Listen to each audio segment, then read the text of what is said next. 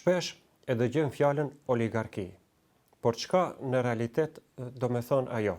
Vetë fjala oligarki rrjet nga greqishtja e vjetër, ku oligos do me thonë pak dhe arkein do me thonë qeverisje. E që në gjuhën shqipe mund ta definojmë si modeli i qeverisjes ku sistemi politik dhe ekonomik është në duart e një numri të vogël njerëzish të pasur.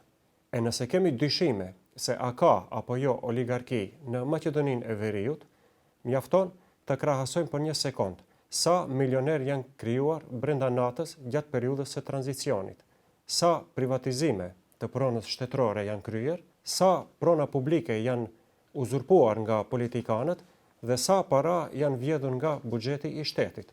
Dikush sot ka hidrocentrale, dikush fabrika, dikush ndërtesa, dikush vila luksoze në det dhe dikush shumë prona e shumë para, ndërsa masat e gjera popullore janë varfëruar ose kanë emigruar jashtë vendit.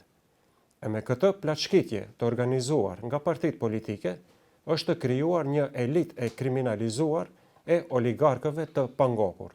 Kohëve të fundit të gjithë po dëgjojmë se si BDI deklaron se duhet të rishqirtohet procesi i privatizimit të pronës shoqërore nga viti 1990 e deri në vitin 2000.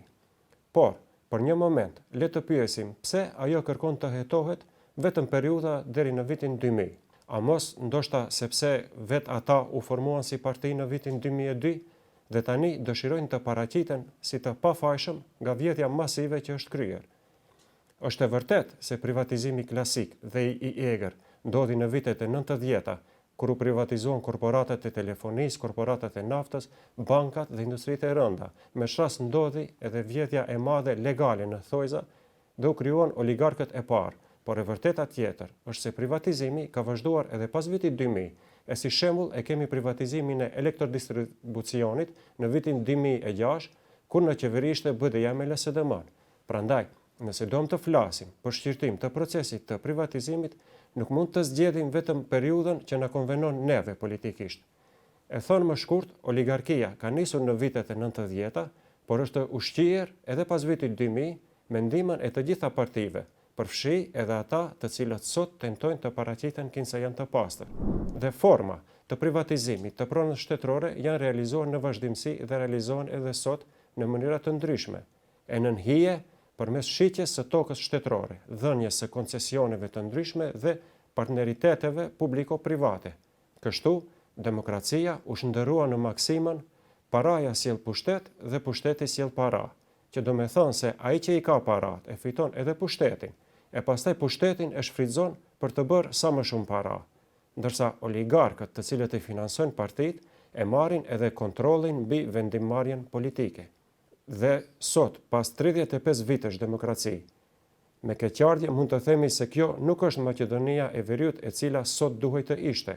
Gjeneratat e mëparshme në të kaluarën e ndërtohen në shoqëri me djersën e ballit dhe na lën trashëgim një shoqëri të ndërtuar mbi moral dhe etik. Por kjo trashëgimi u shkatërua dhe po shkatërrohet nga oligarkët që vodhën gjithçka: pasurinë, pronat publike, dinjitetin, e çka është më e keqja, vodhën edhe të ardhmen e shoqërisë sonë. Sot duhet të bëhet çmos që të mbrojmë atë që ende ka mbetur nga dinjiteti kolektiv, të ringjallin vlerat dhe të ruajmë moralin, njerëzillëkun dhe ndershmërinë që na kanë lënë trashëgim prindërit dhe gjyshërit tanë.